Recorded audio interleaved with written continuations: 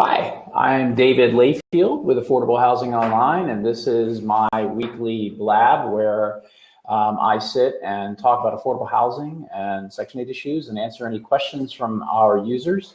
Looks like we have a couple of people in the blab now. Hi, Derek, how you doing? We're almost 2 months into this. Thank you again for this great platform. Really enjoy talking with renters, low-income renters, and hearing about their issues and helping them solve problems. Okay, so let's see. We have one of our users in the blab right now, and who do we have? Danielle, you're back again. Hey, you're becoming one of our regulars. How are you? When are you going to join us? When are you going to click that join call button and talk with us about affordable housing? Good. So I had a bunch of questions from last week, and I figured while we're waiting for folks to join, our email just went out. So while we're waiting for folks to join, I want to talk about one particular question that, and I don't think Nate's even posted it in the comment feed yet, but I did quite a bit of research on it, and so I'm gonna switch screens here. We had a user, Jessica Free 2010, last week that posed the question. Having 4 kids, I've never lived in a 4-bedroom apartment. We've always lived in a 3-bedroom apartment, but I tried getting a 3-bedroom unit, and the housing authority said that they can't put my daughter in the same room as my son. Is there any way I can request a 3-bedroom voucher? So technically, they can't really say that. I've done quite a bit of research on that, and a lot of HUD guidance, it specifically says that landlords and housing authorities can't kind of dictate lifestyle to a renter or voucher holder. So they can say that you have to have a minimum number of people in a certain bedroom size unit and a maximum number of people in a certain bedroom size unit, but they can't say who shares a room together. So the example, the question from Jessica was, why can't my son and my daughter share a bedroom?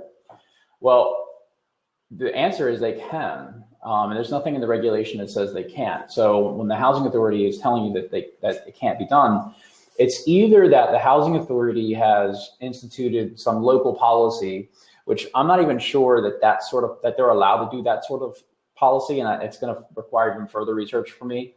But has anyone out there ever come across this? Danielle, I don't know if you have kids, but has anyone actually had any experience like Jessica Free, where a housing authority has said, no, we're going to tell you what your sleeping arrangements have to be, but my research says that they can say what the minimum number of folks in a unit is and what the maximum number in the unit is.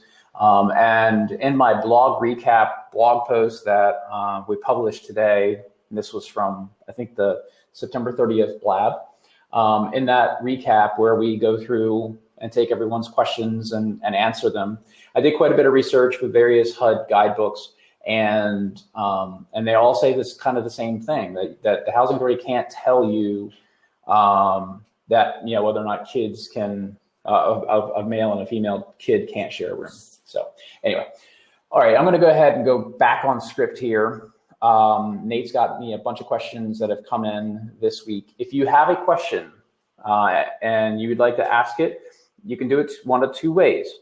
You can click that button right next to me that says join call and come on screen and ask me a question. If you're shy and you don't want to come on screen, but you still want to ask me the question, via audio. I believe if you join the call and then click audio only, it'll hide your camera if you're shy. You can always do that. And then also, if you don't want to come on camera and you don't want to come on audio, you can always post your question in the comment feed. And I won't always catch it, but Nate's sitting on opposite me here in our little conference room, and he'll let me know when questions come in. And then sometime around, I don't know, 20 or 30 minutes from now, I'll go ahead and after getting through some of these questions, I'll go ahead and give a report on the various Section 8 waiting lists that we found this week that are open. So why don't I go ahead and get started? Let's see. If I'm living in a Section 8 unit, can I have a roommate who is not approved for Section 8? No, big no. So the Section 8 voucher program is a subsidy program that the amount of subsidy that you receive as a renter is based upon how much money you make, what you earn. So the less you earn, the lower income you are, the more the federal government will subsidize your rent. Well, and that's not just you, that's your entire household. So if you move someone in, if you have a boyfriend or a mother-in-law or an adult child that moves in with you, every single person in that household has to be reporting their income to the voucher office. It's not saying that they can't move in with you, but what I'm saying is that they can't move in with you unless they're documented on the voucher itself. So their income has to be considered. You'd have to go to the housing authority. You say, my adult son is moving back into the area for the next 6 months and he's going to live with me. That's fine, but you have to tell us what his income is, and we have to verify that income, and then that gets factored into your rent calculation. So in fact, your tenant contribution for rent would go up, no doubt, if your son had income. And so, whether you ask him to chip in for the rent or if you pay more, whatever, that you have to consider that. Also, you need to make sure that person gets added to the lease. Most landlords don't allow house guests that stay for more than 2 weeks without being on the lease. So you want to make sure that you talk to both the housing authority and your landlord, and make sure that everything's above board. And when it comes to the housing authority and Section 8, it's literally fraud if you have a roommate or a adult child or another adult living with you, if they're not on the lease and on the voucher and being calculated into your rent contribution. That is defrauding the federal government. It's one of the biggest complaints that HUD sees about the program. A lot of naysayers, a lot of people that oppose the program use that as an example. Oh, he moved in his girlfriend, she moved in her boyfriend. They've been living together for 2 or 3 months, and they're not legitimate. They haven't actually been added to the lease, and this is a fairly common complaint. And if you do it, you're also probably going to be reported because other people really watch out for that. So anyway, hopefully that answers that question. Again, make sure that you contact the Housing Authority office. Okay, how do I submit the Section 8 pre-application after I have filled it out? Well, I'm assuming that you're talking about a paper application. If it's an online application, after you complete it, just hit the submit button. That's fairly simple. If it's a paper application, then you need to make sure you follow the instructions precisely. Make sure you look for the instructions on what's supposed to be done with that paper application, because some offices only accept it in person. And in fact, some of them only accept it in person within, 10 a.m. and 2 p.m. on October 23rd at this address. in a sealed envelope. So it could be a very, very specific requirement. Some others may say that it can only be mailed, but it has to be postmarked on or before, or not before and not after certain dates. So it's extremely important that you read the details of the application process, the public notice. The application itself usually contains some instructions if it's a paper application, and make sure that you're following those precisely. Because if you don't, believe me, your application will never be opened, it will be thrown away. If it says in the instructions that the Section 8 application has to be postmarked between October 22nd and October 23rd, and you take it to the post office today, and today's October 21st, and you mail it, and it gets there earlier than everyone else's, it's going to be thrown out because it wasn't postmarked between October 22nd and October 23rd. So be really careful following the instructions for those paper applications. And again, the online applications make it really easy because it's just a form and a submit button. Okay, I have a few more people coming in, and we just sent another email out to the larger group, so we should start seeing a few more come in. If you have a question for me, there is a seat open right there. Just hit the join button or call in button, and I will try and bring you in. Remember, if you have poor or low speed internet connection, many times it's difficult to connect you, but we can certainly give it a try. If you've got a question and you don't want to come on screen, you can certainly post it in the comments over on the side or at the bottom if you're on mobile. Okay, I'm going to move on to the next question. And let's see. When inspecting the house, what do the inspectors have a right to check? Do they have a right to look in your cupboards, refrigerator, or stove? Or is that an invasion of privacy? Now, that's a good question. And you might think that it's creepy if a stranger's looking in your cabinets. And if I walked into my living room or my kitchen and there was a stranger opening my cabinet doors, especially, let's say your bathroom vanity cabinet, it's kind of creepy, and it's your private space. However, if you're in a publicly subsidized housing situation, whether it's a housing choice voucher or or other type of rental housing, and not just publicly subsidized, but in most states, and even in just regular old rental properties, the housing authority and the landlord have the right to inspect the premises, the asset that they own, because they own it and they're renting it to you. They have the right to inspect it and make sure that it's being used properly, that it's in good condition, that there aren't any health or safety issues. There's no issues that might affect the value of their asset. So, in fact, the cabinets are part of their asset. It's part of what you're paying for when you rent an apartment, and therefore it's perfectly okay for an inspector, whether it's a Section 8 inspector who's inspecting a house and approving a voucher for that house, or if it's a public housing manager who's coming and doing an annual inspection of an apartment that you're renting, or if it's just a private landlord at an apartment community that even if it's not subsidized, it's perfectly fine for them to open that cabinet, because they can be looking for leaks.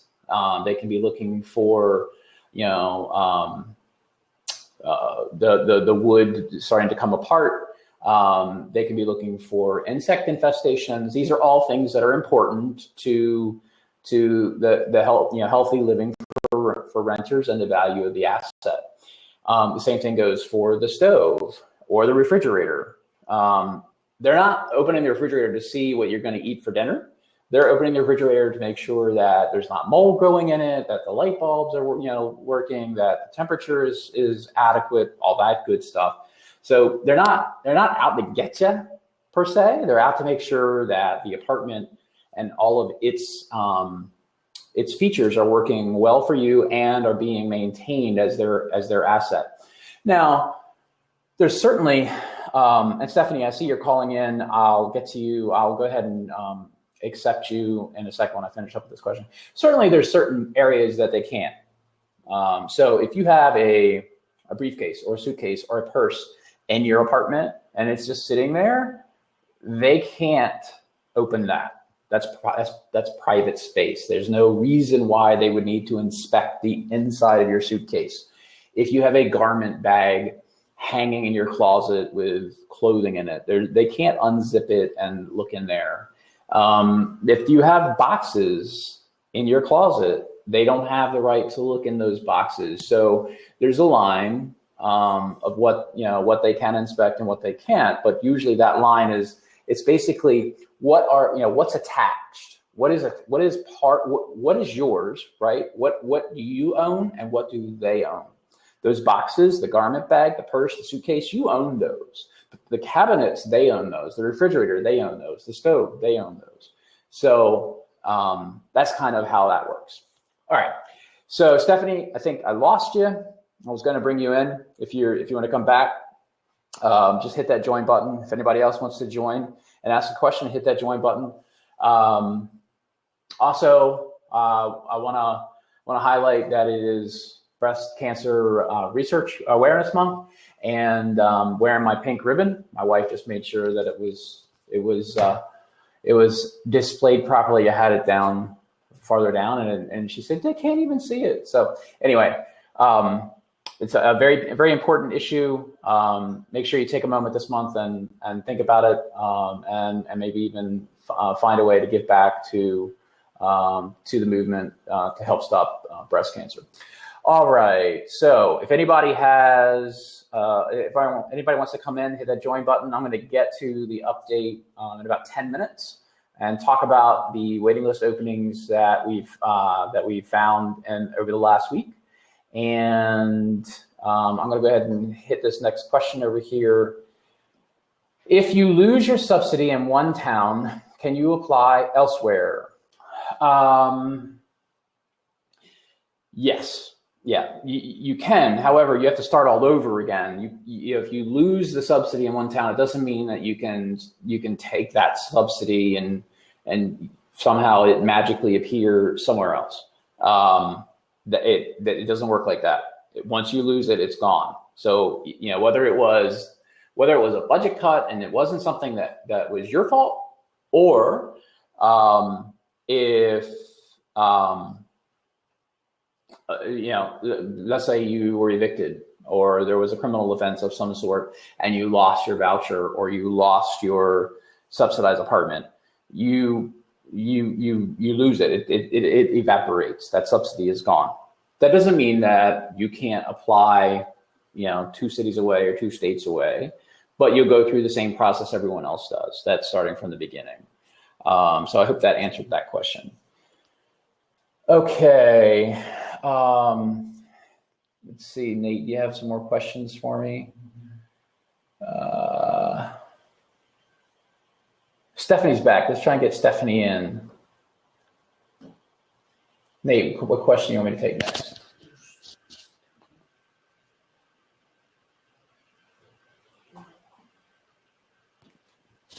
Which one? No. Ernest. Okay. All right. So while we're trying to connect Stephanie, Ernestine. Oh, hey. Hi. Stephanie. How you doing? Good. How are you? Good. Okay. How are you today? I'm sorry. Go ahead. You're doing good today? I didn't hear you. I'm just excited because we didn't have any callers last week. So happy we were able to connect somebody this week. Oh, okay. Glad I could be a caller. So I have a question. If you're in a HUD housing development, and for some reason, like I'm calling from New England, we had ice dams. So if for some reason your apartment was condemned due to that reason, do they have to put you in a hotel? The complex, does the complex have to provide? Well, okay. So for us tropical environment livers, can you tell us what an ice dam is? Oh, I'm sorry. It's when there's, The roof caves in and you see yeah, waterfalls. if like for some reason you have so much snow, the gutters freeze. So when the snow hits the roof, it melts, but it goes inside instead of draining down and out. So it creates leaks within inside of the apartment through the ceilings. Did that just happen? Last winter. Oh, I was gonna say I heard about this. No, earlier Yeah, in the no. week, but wow. No. No, okay. So basically there were and actually while I'm talking, can I get you to mute your can you just hit the mute button maybe? Because there's an echo and I think everyone hears that. An echo? Yeah, if you just I hear myself What's that? through your. So if you just hit the mute button down, I think it's down on the left on your monitor. So like, there we go. Okay, perfect. So you're asking if leaks that were caused by this freeze, the gutters freezing up and then it either melting or coming back into the building. These leaks were fairly bad and made your unit uninhabitable. And is it a public housing property? Yeah. Okay. Technically, if your unit is uninhabitable, then they should be putting you up. There's something called the Uniform Relocation Act. It's a federal document. And Nate, remind me in our recap. Let's go ahead and talk about it and put a link to it, but also put a link in the comments so Stephanie can come back and take a look. It's a big document, but it is a document that provides guidance on what any entity that's providing federally subsidized housing, whether it be a housing authority or a private landlord who's utilizing federal resources, it's guidance on what they have to do. And so, for example, when my company buys an apartment property and renovates it, and I'm in the business of buying and renovating affordable, federally financed apartment communities. And we buy and renovate them. Sometimes we build new, but more often than not these days, we're buying existing properties that are old and need renovations. And most of the time, those renovations require the tenant to move out. We are required by federal law to follow the Uniform Relocation Act. So we just finished one recently where we gutted the whole building, which means we took it down to the wood frame. We even took out some of the wiring and some of the plumbing. And so we had 40 families that they couldn't live in their apartment for 3 months while we renovated their apartment. We rented an apartment community, like 2 buildings and an apartment community nearby. And we temporarily moved everyone that was in a building that we were renovating into this other apartment community. And it was, it was a mile away, but we actually moved them. So we hired a moving company to pack up their stuff, put it in a moving truck, take it the 1 mile, unpack it, take all the furniture in. And then on top of that, if the relocation is farther away, if let's say they can't find replacement housing within a reasonable distance and it's 15 miles away, then they also have to pay you mileage. If you're driving farther to work and to school and to services, then part of the relocation benefit is a mileage payment or mileage reimbursement. So the quick answer to your question, and I don't ever give quick answers, but the quick answer to the question is yes, they should be reimbursing you, and I'm going to guess that they haven't. So if you want to turn your mic back on and tell me the rest of the story, I'll try and help. So does that matter whether you're in or not in a lease? If you're in or not in a lease. Correct. Why would you not be in a lease if you're in public housing? For example, the first year is a lease, and the years after that are lease amendments. So I guess that would relate back to the original lease, right? Yeah, it's still a lease. Okay. Yeah, they're just the lease is auto renewing, so you still have a contract. Got it. Yeah. Yeah, and you should never. One of the HUD's requirements is that every resident has a lease, so there shouldn't be no situation where you don't have a lease. Got it. Okay. So. And what was the name of that Uniform Act again? It's called the Uniform Relocation Act, and we'll post a link to it. And then I'll do this for you. I'll do a little extra research to see how public housing and the Uniform Relocation Act interact, because I do more work on the private side, and so I know relocation regulations on the private side, less on the public, but I would imagine that they're very close because it's all federal money. Okay. So, but we'll tweet out to you when I have an answer. It'll probably be this time next week before we get through the queue of answering everyone's questions. Very good. Thank you so much. Okay. Very good. Yeah, thank you. Thanks for calling. Have a good day. Okay, Nate, let's see. I would like, okay, so Ernestine John, I would like to be placed on an affordable housing program. I'm a senior citizen. What do I do? We have lots of different programs in this country, housing programs for seniors. In rural areas, you have the Rural Development Section 515 program, and they have both family properties and senior properties. But even in family properties, the majority of residents tend to be seniors.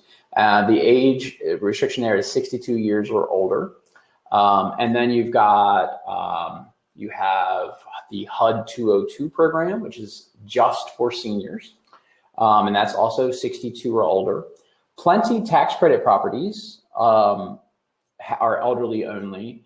So there's lots and lots of resources for seniors on the supply side, on the apartment, on actual apartments. And then when it comes to subsidy, the Section 8 program, which is managed by, there's about 2,300 housing authorities in the country that manages Section 8.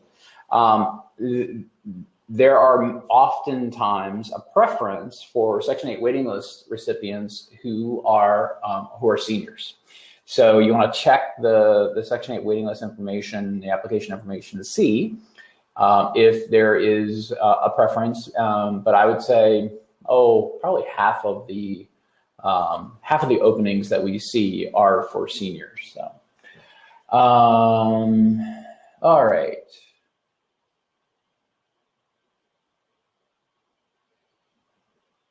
Marley.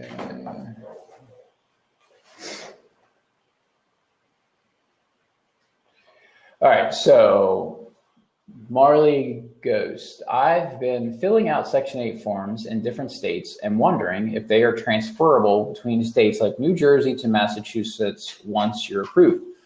Also, from last week, I was asked for a $50 application fee, and per your suggestion, told them my credit was bad. They waived the fee and still said I could still be approved because of my criminal check and other checks were good. Thanks for the advice. Well, I'm glad to hear that I said something of value to someone. Let's make sure that we tell my kids that. So I've been filling out applications from different states and you're wondering if they're transferable. No. So the application itself isn't transferable. If you fill an application out in New Jersey, it doesn't count in Massachusetts. Completely different agency. It's like, they're different funnels. Now, if you get approved, if you get a voucher, let's say, from New Jersey, you can live in New Jersey in the jurisdiction of that housing authority for a year, and then you can take that voucher through the portability process to Massachusetts. But remember, you have to live there for a year, unless you lived in New Jersey when you applied for the voucher. So if 5 years ago you applied to the Section 8 program in New Jersey in a specific city, and then you get a call 5 years later from that city in New Jersey, hey, you're up on the waiting list, then you could technically port immediately without waiting because you were living in that city when you applied. That's the one little caveat on that 1 year rule. Now, you said also from last week, I was asked for a $50 application fee. So I'm assuming that's not from a housing authority, because you remember that housing authorities can't charge you an application fee when you're applying for Section 8. But many properties will charge an application fee. And again, sometimes you can get some flexibility. A wise person once told me that everything in life is negotiable. So if you're respectful and try and demonstrate that you're going to be a good tenant, but that a $50 application fee would be difficult. You try and talk to them about it, and perhaps like Marley Ghost, you can get lucky and get that waived. So I'm glad to hear that. Okay, what else have we got?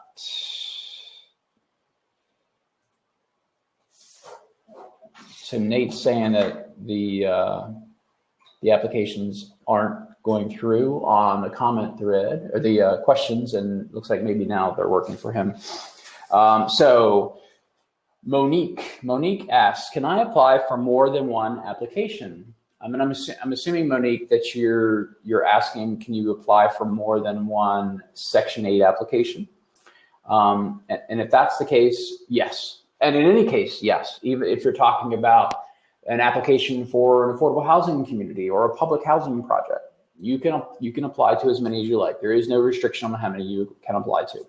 So we literally have users that have applied to dozens, if not hundreds, of Section 8 waiting lists across the country. So if you go to our Section 8 waiting list page, you're going to find 420 some open waiting lists that we know of.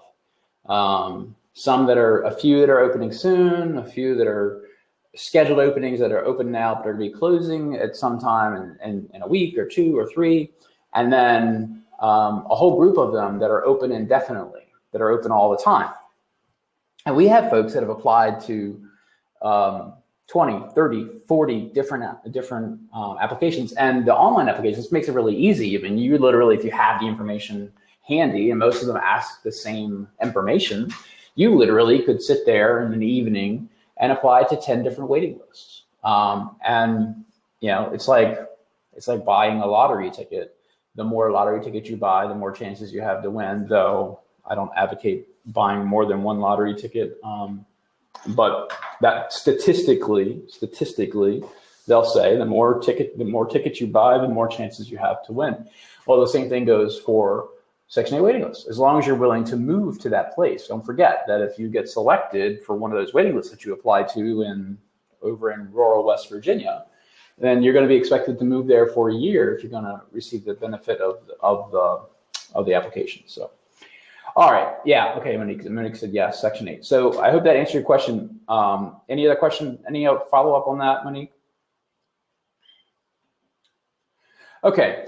So I'm going to, looks like I don't have any more questions right now, and I'm happy to move on.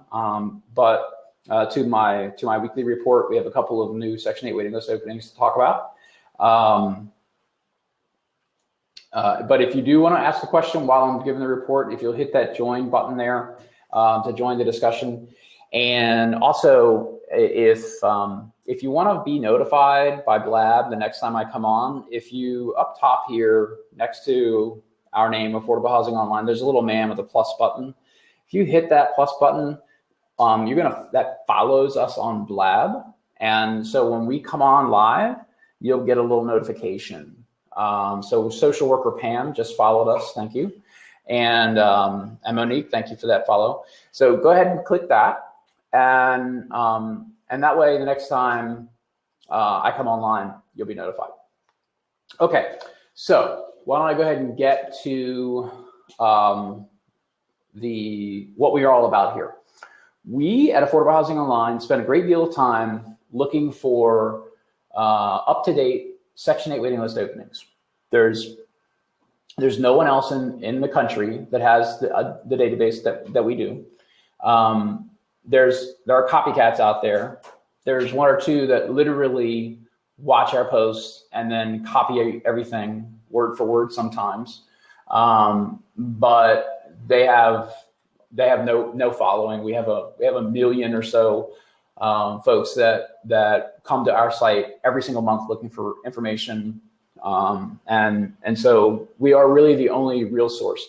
And it's not just luck. We work really hard to build this database. We have 3 people that work full time, searching through social media, newspaper websites, housing authority websites to try and find openings at, scheduled openings, public notices, whatever. So if you want to be notified whenever we find stuff, we send out an email every Wednesday with the newest openings. You can sign up for that email list at our website at affordableHousingOnline.com. You can follow us on Twitter. Everything gets tweeted out. We send stuff via Google+. We post on Facebook. We even have a very good event page on Facebook that lists every single scheduled opening as a Facebook event that you can join, and then it'll send you an automatic reminder 1 hour before it opens. So we think we've done a really good job of creating an environment where you can follow. If you follow us, you're going to be notified whenever any Section 8 waiting list, whether it's in your town or the next state over or across the country where your sister lives and you're thinking about moving there, you're going to be able to find that information through us. So without further ado, let's see. We have 1, 2, 3, 4. So I have 4 openings that are coming soon I want to talk about today. We also have a total of 436 waiting lists that are open right now, and then 6 more that are opening soon, 4 of which I'll talk about today. Starting off, Suffolk County, New York. The New York State Homes and Community Renewal Office is opening the Housing Choice Voucher waiting list for Suffolk County only. It's opening soon from November 9th until November 20th. Pre-applications are going to be available online and at several locations throughout Suffolk County. No preferences have been identified. We always try to report on preferences if we can find them. We haven't found anything about preferences, but we'll make sure to update that if we do. They're going to place 4,000 applications on the waiting list by random lottery. That means that from the 9th till the 20th of November, they're going to take however many applications. If it's 10,000 applications, then following the closing of the waiting list period on the 20th, they're going to choose 4,000 at random via computer lottery to be added to the waiting list. So if you want more information about the Suffolk County, New York opening, you can find that on the Suffolk County page on affordableHousingOnline.com. And also, if you go to affordableHousingOnline.com, you click on the green button up top that says Section 8, Open Section 8 Waiting List. It'll take you right to the page where there's 442 listed. Okay, Hawaii. Okay, we have another Hawaii opening to talk about. I think, Nate, was it Oahu maybe? All the state. Yeah, but I think last week, the week before, I think Maui. It was Maui was open. So now we have the entire state of Hawaii. The Hawaii Public Housing Authority is opening the Section 8 Housing Choice Voucher waiting list in November of next month. We obtained this information from a news article in the Honolulu Star Advertiser, and we're trying to get direct validation from the Housing Authority, but we believe that this is an accurate news account. This is very new, so we don't have all the information. We're digging now to try and get confirmation. We're sure there's a public notice out there somewhere, and we'll be providing as much information as we can in the coming days. Again, it's in November, so we have some time, and we'll make sure we add that to the Hawaii page. Okay. On to another warm place, Panama City, Florida. And we don't often get to talk about openings in Florida, so it's always nice to to be able to highlight stuff that is opening up in Florida. The Panama City Housing Authority Section 8 Housing Choice Voucher waiting list is opening soon from October 26th, which is next week, until November 6th. And pre-applications will be available at the Panama City Housing Authority office. So that means it's a paper application. Unfortunately, it's not an online application. They will place an unspecified number of applicants on the waiting list by random lottery. And you can get more information on our Panama City, Florida page, and we will continue to try and get as much information about that opening as possible.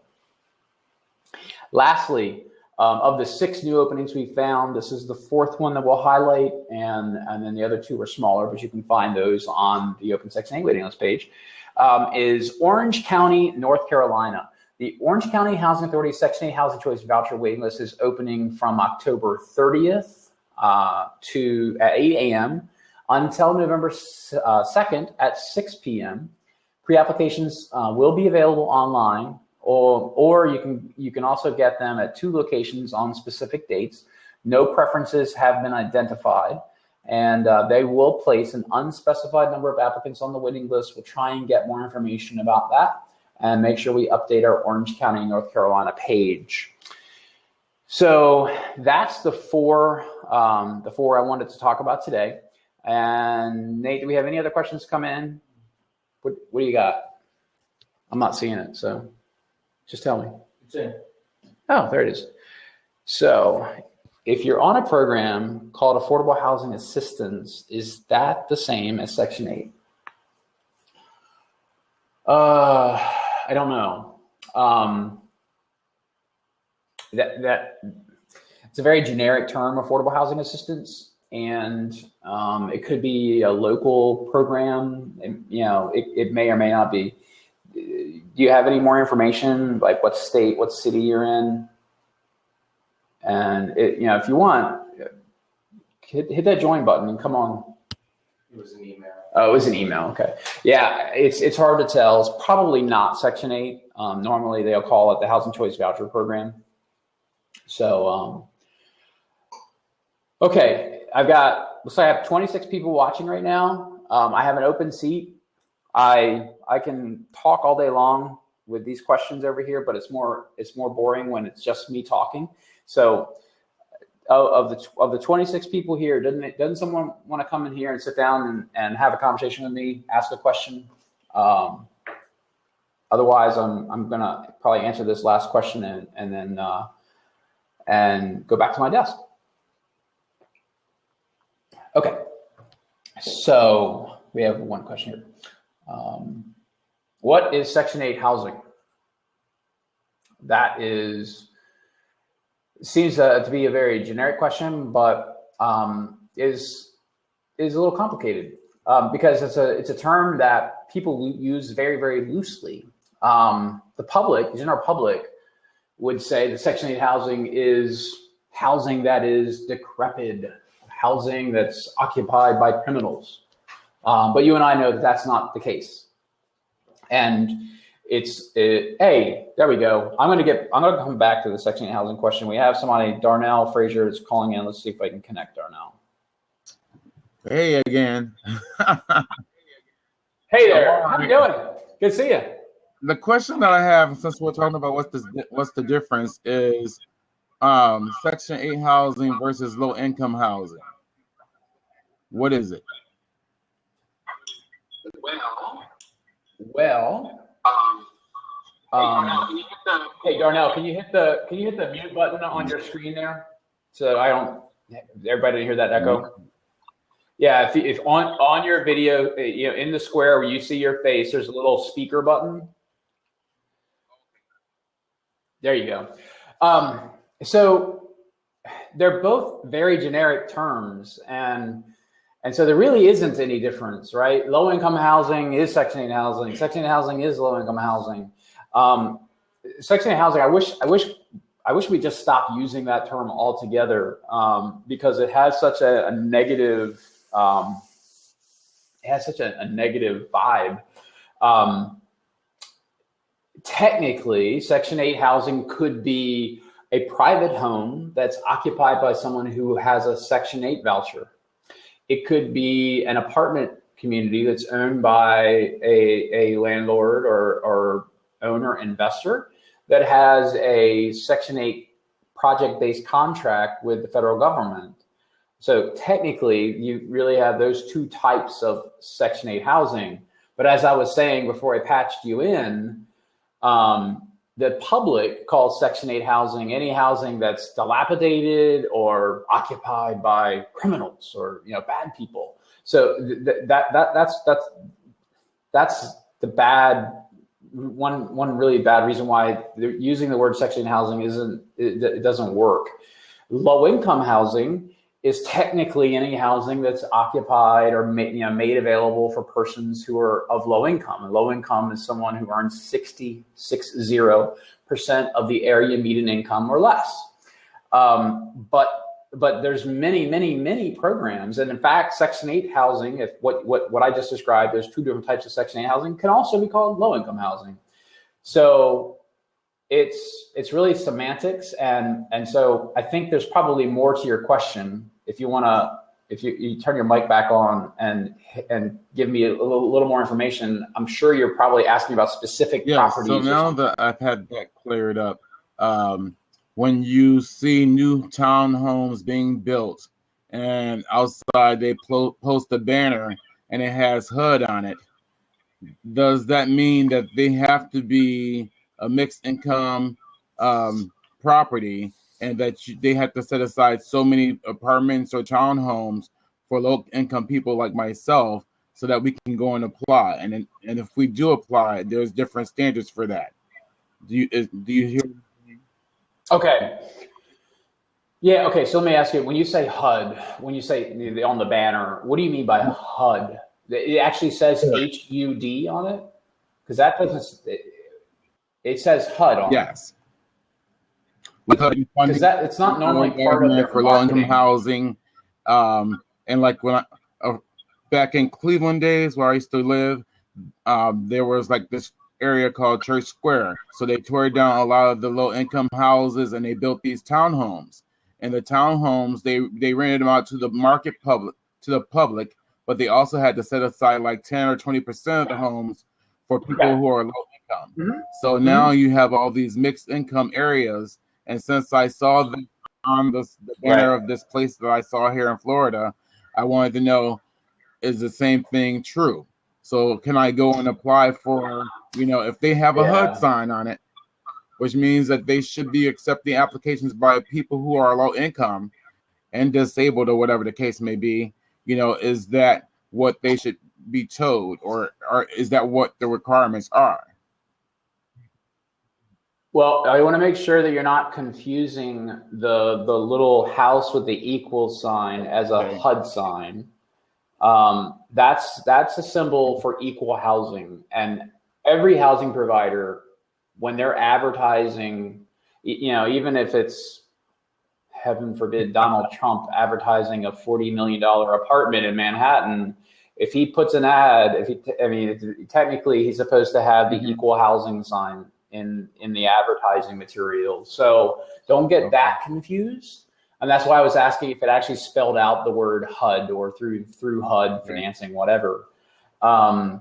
So if it does say, if it talks about HUD financing, then it probably is one of those properties like you're talking about in Cleveland. And that is the trend these days, to build mixed income communities. And in fact, it's proven science that low income people who live in and low income children who grow up in mixed income neighborhoods do much better in life. The adults are more successful. The adults, they're safer, they're happier, they have better access to education, they have better access to work, they have better access to nutritious foods, and the children all also have that. So most of our programs today are attempting to move into that, to move into mixed income communities. So it's very likely that if you see the sign that, it is. Now, I'll say this. It's not likely that they have rent subsidies. So remember that there's two primary types of subsidies with housing assistance in America. You have rent subsidies and you have bricks and mortar, or they call it capital subsidies. So a rent subsidy is a subsidy that goes to you to help you pay your rent each and every month, like Section 8, for example. A bricks and mortar or a capital subsidy goes to the owner of the building, whether it be a housing authority with public housing or a private owner that has a federally guaranteed mortgage, that helps them build the property for less. So they can create a rental that's cheaper because the money that it took, whether it was a grant to help pay for the parking lot, or if it's a low interest loan that reduces their monthly debt costs, they get to pass that on to you. That's a bricks and mortar subsidy. So most of the new stuff is not rent subsidies. The U.S. government hasn't created any new rent subsidies like Section 8 for over a decade. They've maintained, for the most part, even though sequestration saw a rollback and an actual reduction, but they've maintained for the most part funding levels, but they haven't created any new subsidies, and that's why we have Section 8 waiting lists, for example. So when you see that sign go up, it's probably, and this kind of plays into your question, the difference between Section 8 and low income. So some people might say that Section 8 is the rent subsidy and the low income is the bricks and mortar subsidy. So it's probably a property that has discounted rents, but they're not gonna pay all your rent. So did that answer it? That answered it. I had a mute. You're still on mute. There you go. Yes, that did answer it. Okay, cool. Any other questions? Because we have 28 people and no one wanting to take a seat. So I'll sit here all day and answer questions. Since I have you, in South Florida, where I currently live, I'm kind of confused because of the waiting list. I just went to the Deerfield Beach Housing Authority yesterday, and the lady told me that they have some openings coming up, but it's only for tomorrow, or what I think just for the day. But you have to be in there to get your name in for like, I think at 9 o'clock or 8 o'clock in the morning. So you said yes. You say Deerfield It's Beach? Is it public housing? Yes. It's part of the housing authority, But it's public housing, it's not the about voucher the program. So Okay. I'm kind of curious. Like when people say the waiting list, I know you have the waiting. Most places have waiting lists. Like when I lived in Chicago, they had the same thing. Now, what would be one suggestion of how do we keep track of our applications for the waiting list? Because sometimes we change phone numbers, sometimes we move because of the situations we're in. How do we keep track of that? What would be one of your suggestions so that if the waiting list did come up, that we would be notified correctly, whether through email or whatever the case may be? That's one of my questions. But also in terms of like when you do the online applications, when people put you on a waiting list, how long does that literally wait for? You could be on the waiting list for 2 or 3 years, and then they call you up. Now they're using some type of lottery system, and I don't think we all understand that either.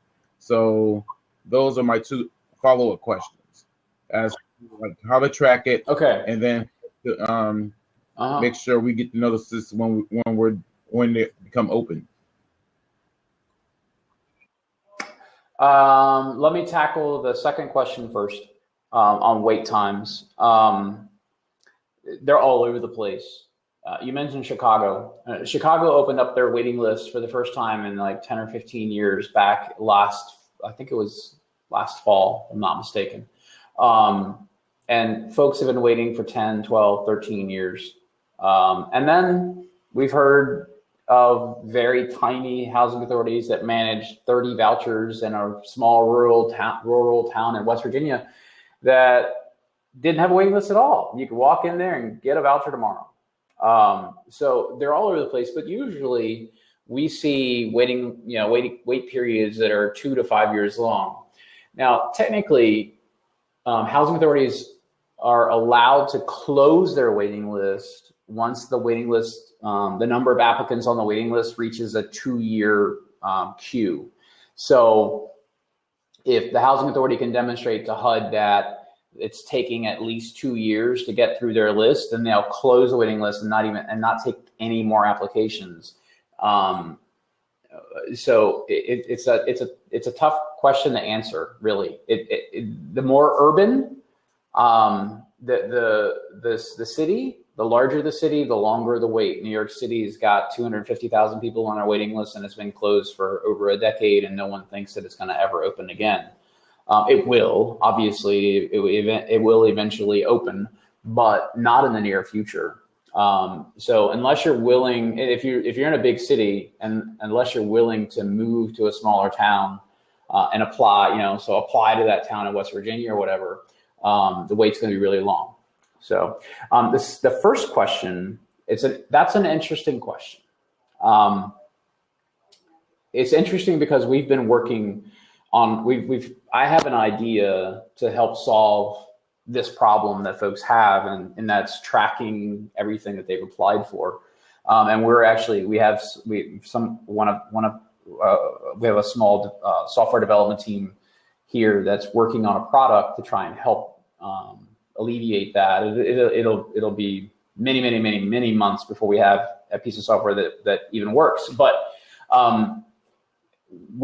the idea is to create basically a note-taking tool that lets you track where you applied, and eventually maybe even allow you to keep your contact information updated on these various applications. Because that's a huge problem, and some people in New York City, for example, that think they're still on the waiting list and they've been waiting for 10 years, they're probably not. They probably got purged 2 or 3 years ago, because housing authorities very regularly go through a purge where they'll send a letter out if you don't respond, or they'll send an email if you don't respond, and verify your information. They're going to take you off the waiting list, and that's the main reason why people actually get removed from waiting lists, is that they just don't keep their information up to date, which you mentioned. So in the meantime, until we can actually come up with something that helps folks, I would just recommend to everyone that you just keep a simple log, whether it's a piece of notebook paper or a spreadsheet on your computer or on your phone. Every time you complete an application, record the name of the housing authority, the day you applied. It's better if you're doing a spreadsheet, because then you can include a link to the application form or to the information page. So you need to keep a log of that. And then if you move, you've got to make sure you go through and notify all of them, because if you spent hours or days applying to a bunch of different waiting lists, and then you move next week and you don't update that information, it's useless. It's useless, because when it does come time for you to pop up on the list, they're going to be calling the wrong people. So, but we're working on that, and it is tough. The more applications you apply to, yes, the more it is. That's a good idea, though. We'll make sure everybody knows when we release that product. All right, thank you. All right, Emilio, I'm going to try and bring you in. Have a good day, Darnell.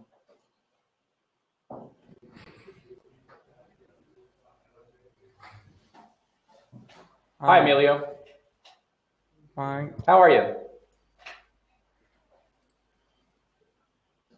What can I do for you today? I don't know. I just joined the conversation for English.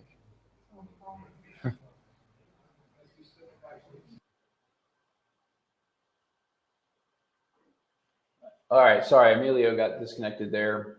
Bad connection. Do we have any other, Nate? Do we have any other questions? Where? On the bottom.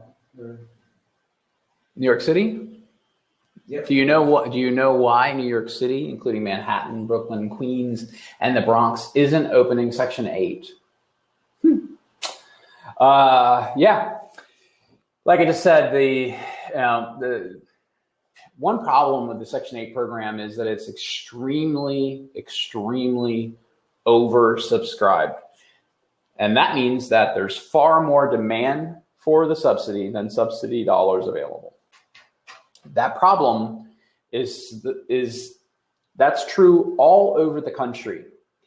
However, the Section 8 program, the dollars don't necessarily get allocated based on the number of people in the city. It's a really strange way that stuff is allocated. And in fact, it's more based on how many vouchers they had years and years ago than it is on the actual current population and even the housing needs or housing crisis of a given city. So that's why a rural town in Ohio or West Virginia that may have lost population in the last decade because didn't change, but the wait time that the waiting list got shorter because there were less people living there to take advantage of it. Well, the same goes for New York City or Chicago or Atlanta or Miami or LA. Folks have moved, the populations of those cities have grown substantially, but the Section 8 subsidy hasn't grown.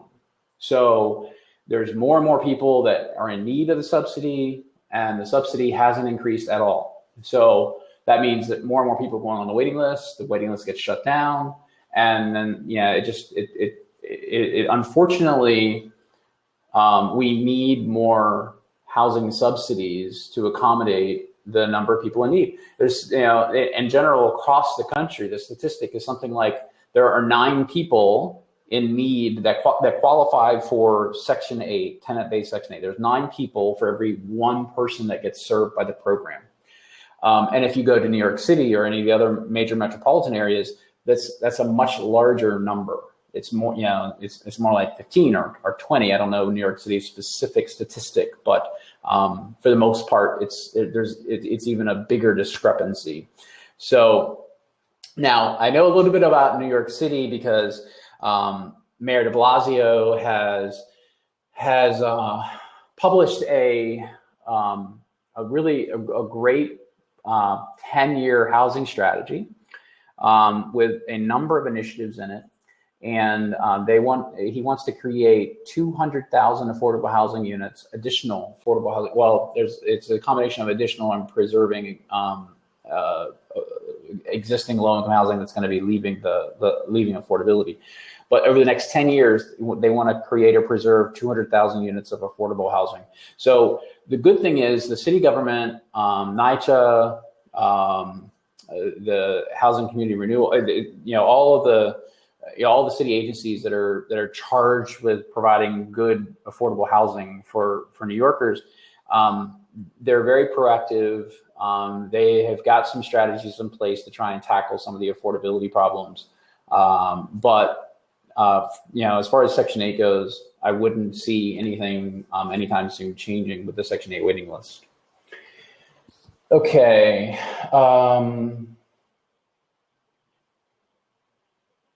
Here we go. If your family composition changes when it's time to move in, would they have to accommodate your bedroom size, or can they reject you?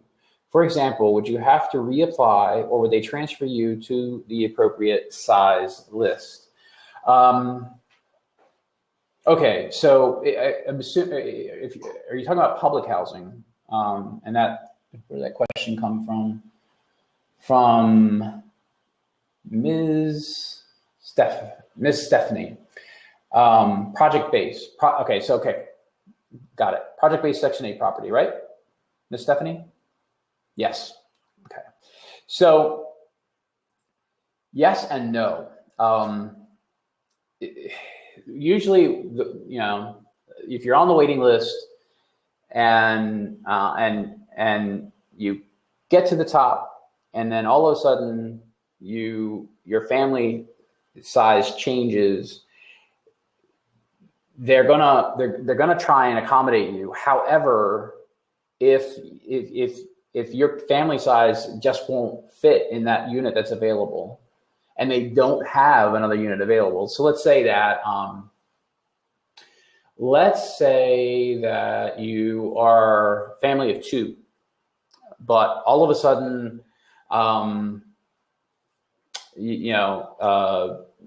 two more kids join your household, right? Two older kids come home or whatever. You adopt 2 children. You just doubled your family size. You went from 2 to 4. Well, a 2-person household can be in a 2-bedroom apartment. It may be a lot more difficult to accommodate 4 people in a 2-bedroom apartment. So if they don't have a 2-bedroom, or if they don't have a 3-bedroom apartment in that project-based property, then what are they going to do? They can't go and build another bedroom. So it may be impossible for them to accommodate you, but they should. And if let them know as soon as you know that your family size is changing, then let them know. Now I can tell you there is a section in the HUD occupancy guidebook, and I know this because I was just doing some research this week for another question that talks about this. And for example, it says that a pregnant woman, a single pregnant woman, no other people in the household, is to be treated as a 2-person household in anticipation of that family composition changing from 1 to 2 people. So a housing authority or a landlord, the project-based landlord, is supposed to treat that pregnant female as a 2-person household and provide a 2-bedroom apartment to her if it's available. And there's a whole list of things that they go through. And Nate, remind me, we'll post a link to the guidebook and the page number that talks about this. So Miss Stephanie, you can read. It's about a page worth. But for the most part, they'll try to accommodate you, but sometimes it's not possible. All right. Tanya Young asks, I was wondering about the Section 8 residency waivers. What are they and what cities offer them? I don't know what, I guess, Tanya, I'm going to need more information. I don't often get stumped, but I'm not sure I know what a Section 8 residency waiver is. So if you're still watching, Tanya, if you'll give me some follow-up information, and then if you're not and you happen to come back and stumble on this, then I'll try and answer it in a follow-up. Okay. So if your family comes to changes. Okay, here we go. Here's one that came in from email. Why don't offices use waiting list numbers so the applicants will know exactly where they are on a waiting list? And they tell me that I'm active on a long list. So many of them do. Many housing authorities do actually say you are number 683 out of 1,242 or whatever it is. And so those tend to be the more technologically advanced and more progressive housing authorities that are customer service focused. And then you have another group of housing authorities that are really just, they're management focused. They're focused on managing the waiting list. Customer service isn't that important to them. It's a difficult job to keep track of lots of applicants. And in reality, 8 out of 9 aren't going to get the subsidy. As I said, there's 9 people for every 1 unit of subsidy available. So they don't really think too much about giving you the information you need to make decisions. They're trying to do their job as quickly and as efficiently as possible. So it's touch and go whether or not you're going to get that sort of information. But I agree, it would be helpful, and they should all do it. I encourage HUD I always say this, HUD should make it mandatory that all housing authorities manage their waiting lists online with software, and make it more fair and make it more transparent and give more feedback to people. Tell people, how long a wait it's going to be. Don't say we don't ever know, because they can. They can kind of guess how long it's going to take. They know that they're processing 20 vouchers a month, and there's 500 people on the waiting list, and that, that would translate to a 2 or 3 year wait. They can do that. So I always advocate for that when I get an opportunity. Okay, looks like I might have 1 or 2 more questions. In the meantime, I just want to remind you, if you click on the little plus guy up here and follow us on Blab, whenever we come on the Blab, you will you'll be notified and come join us. And I also would encourage you to tweet to your friends about the Blab. They can there's a link in the tweet that they'll be able to come back in later after we've all left and see the recording and read the chat stream over here and benefit from all the information that we're sharing. Okay, how about Nate, if I'm gonna offer this open seat right here. If you have a question, hit that join button, come on screen and ask me. I'm gonna answer 1 more question and then we'll call it a day. Conference room's getting kind of hot. You see me drinking water and my glass of water is gone. I'm wiping my forehead. We gotta fix the air conditioning here. All right. It took me. Okay, Darnell's back. You still have your mute button on.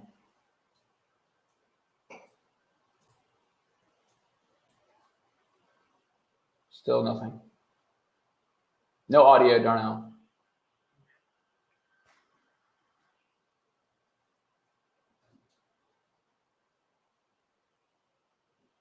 This question is in the chat. Oh. It took me as I was trying to create a new account, but my information was not found. What's the question? Oh, it's a little above. Still can't hear you, Darnell. I don't know what's going on. Oh, I see your question. What to do when you are trying to apply online to a city like San Diego, but their website won't allow you to register and apply? I'll try and bring it back in. Correct. There we go. That worked. You're there. What about now? Yep. Nope. Sorry. No worries. What's your question? You can hear me now? I can't hear you. Nate, you hear me? I was just saying if you could expand upon when you're trying to open up a new user account for some of the websites and it gives you a feedback like your information wasn't found. Is that because they haven't yet opened up the wait list application, or is it that I'm thinking that it won't let me create my own profile, and it should? So why am I getting kickback like I have already applied to it or not? That's what I can't figure out.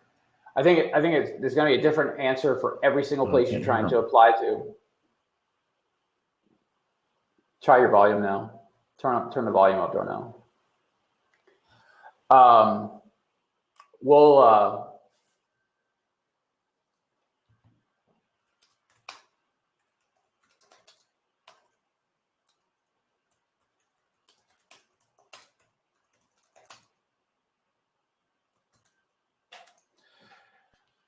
Darnell, we'll go ahead and write the answer up for you. But the simple answer is that it's going to be different for every place you apply. It might be that the website's down.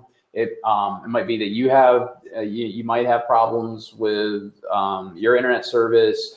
You mentioned San Diego in your question, and I know San Diego is open all the time, and it's an online application, so you shouldn't be getting that problem. And you can apply no matter where you are. You can apply. So here, we're trying to bring it back in. So I think you're back. Yes, I'm back. Okay, I was still answering your question. So I think it might be a technical problem. Are you talking about San Diego? Yes, for example. San Diego's open all the time, and it's an online application. So if you haven't applied to San Diego, you should be able to apply. And if you're getting an error, then that's either something wrong with their software or something wrong with your internet connection or something. Because it came back saying my information wasn't found. And I said, that's kind of strange because I've never applied for them. Yeah, So so maybe you tried to log in at to the portal where someone who's already applied would go. Okay.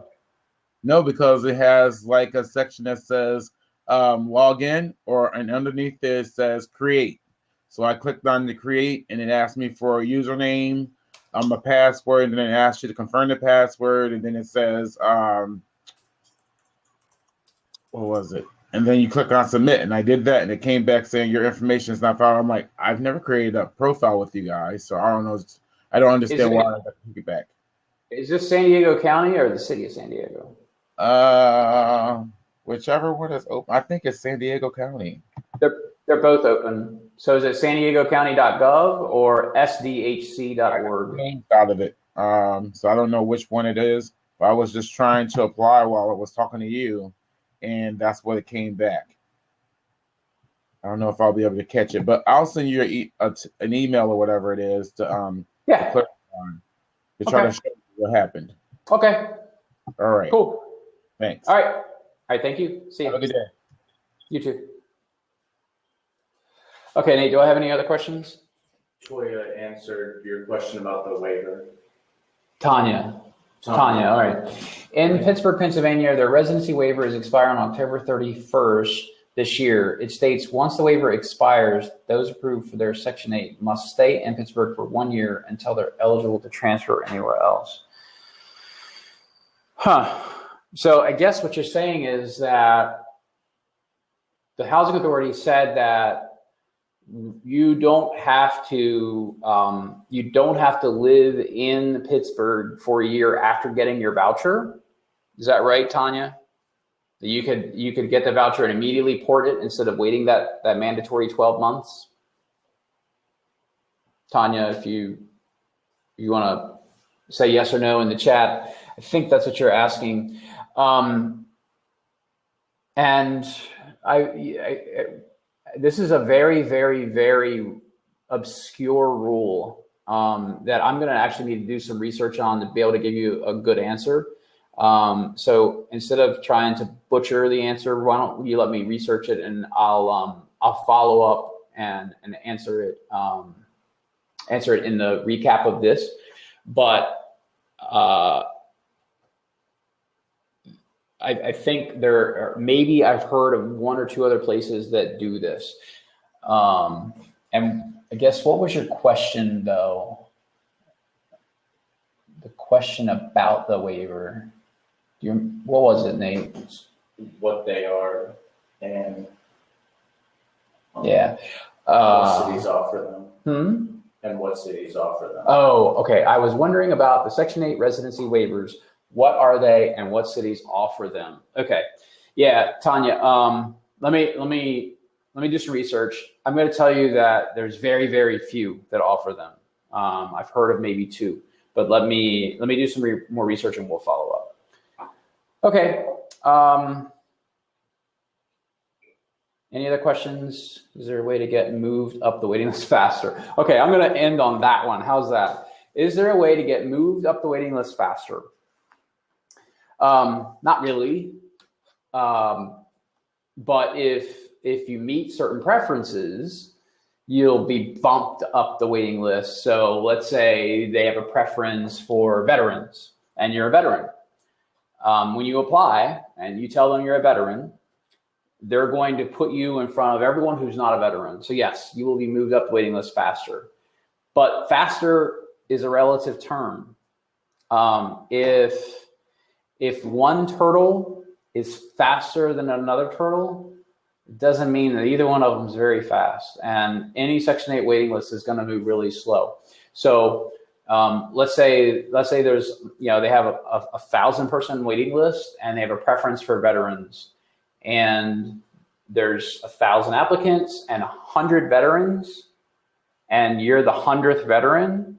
That means you're 100 on the waiting list. Well, if they only process 3 or 4 vouchers a month, you're still years waiting for your voucher. So the the quick answer is there's not any surefire way to move up the waiting list faster, but make sure that if you meet a specific preference that the housing authority is asking for, that you actually let them know about it.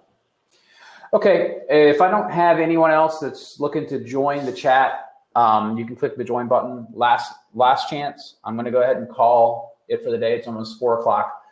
We try and do this until 4 o'clock.